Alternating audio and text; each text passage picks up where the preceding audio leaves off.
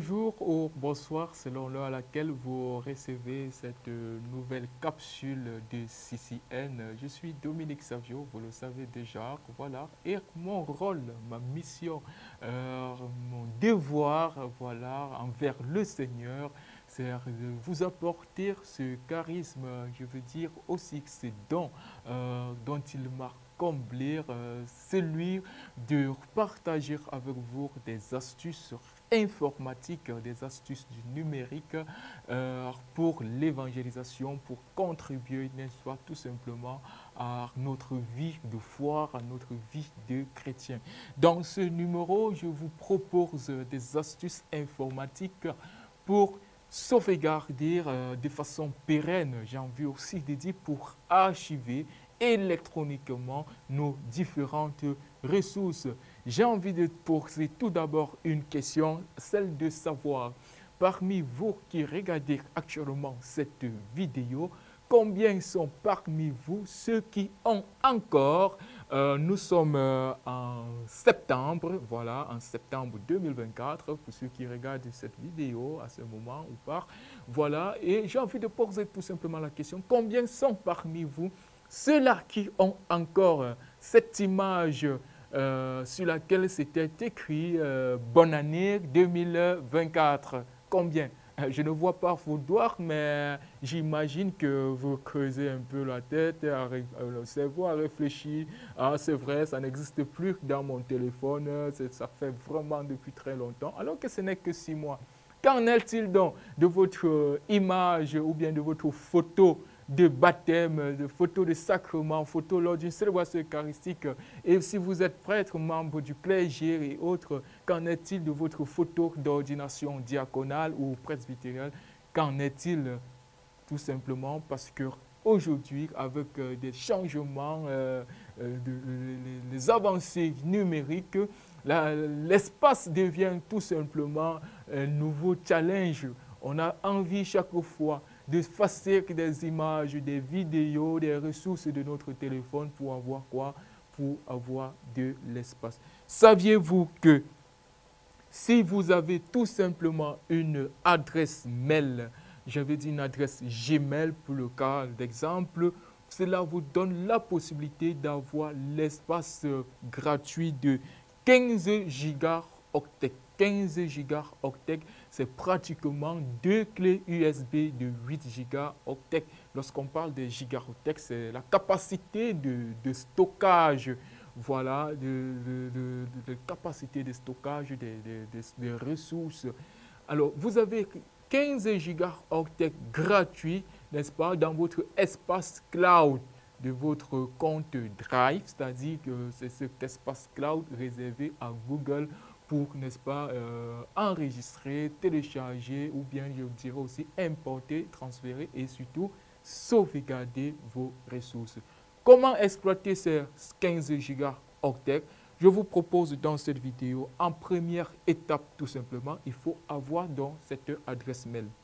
Adresse mail, c'est tout simplement aller sur Google, donc www.google.com.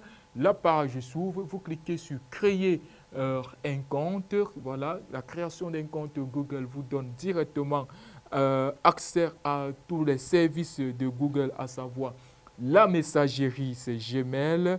La localisation, c'est-à-dire que vous entendez souvent Google Maps, vous donne accès à l'agenda, au Meet, c'est-à-dire à l'espace de conversation et des réunions en ligne. Vous avez accès à d'autres ressources documentaires telles que des documents texte, Word, vous avez déjà entendu parler pour le traitement du texte, Excel pour les calculs, PowerPoint et pour chez Google, ils appellent cela des slides, voilà, c'est-à-dire des présentations pour organiser. Et puis peut-être aussi vous avez la possibilité d'avoir le Google Form. Alors revenons à notre sujet du stockage. Une fois vous avez une adresse, là pour avoir une adresse, après avoir cliqué sur créer, vous devez mettre un nom d'utilisateur, un mot de passe et en fonction de la plateforme de Google à ce moment, on peut vous demander votre numéro de téléphone et un code qui sera envoyé sur votre numéro de téléphone et donc pour prouver que c'est vous qui détenez voilà, ce téléphone ou bien ce numéro de téléphone, vous devez entrer généralement un code entre 4 et 5 chiffres sur la plateforme. Et bienvenue chez les services de Google. Vous aurez donc la possibilité d'aller sur l'application, je vais dire cette fois la fonctionnalité même de Google qu'on appelle Google Photos. Voilà, Google Photos.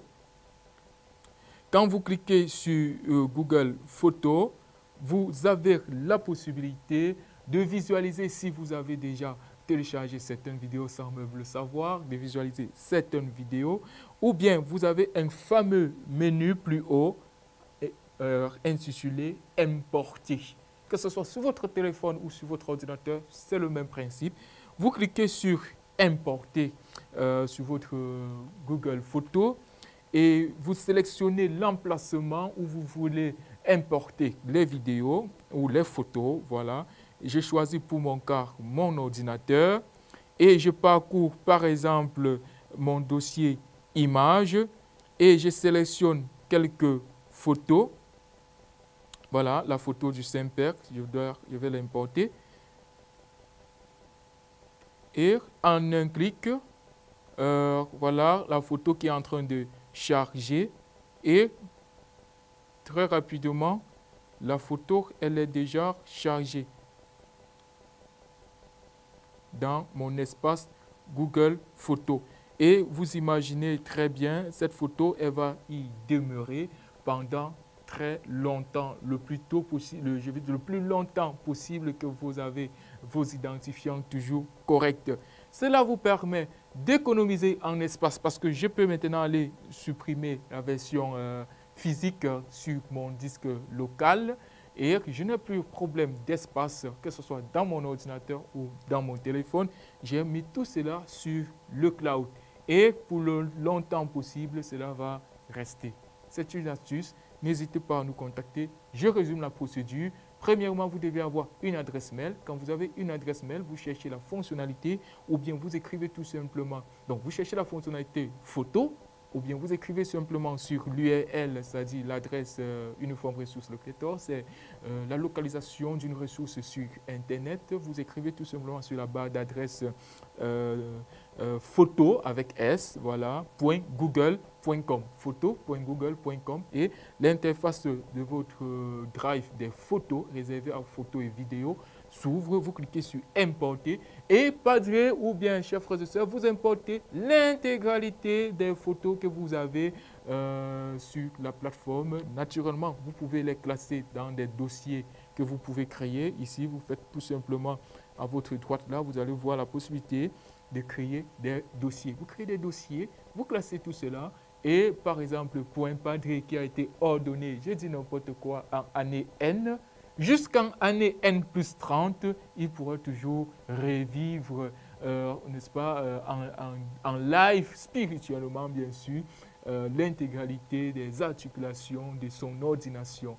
Voilà, et c'est beau, voilà, c'est beau de revenir, de revoir tous ces souvenirs et donc il n'y aura plus de place à dire « Ah, j'avais changé de téléphone, avant on a volé mon téléphone, ou bien c'est tombé en panne, ou bien j'ai supprimé sans m'en rendre compte. » Tout cela sera déjà hébergé et stocké sur Internet. C'est vrai, certains vont voir peut-être le pour et le contre. Nous en parlerons des avantages et des inconvénients des supports de stockage cloud dans une prochaine vidéo.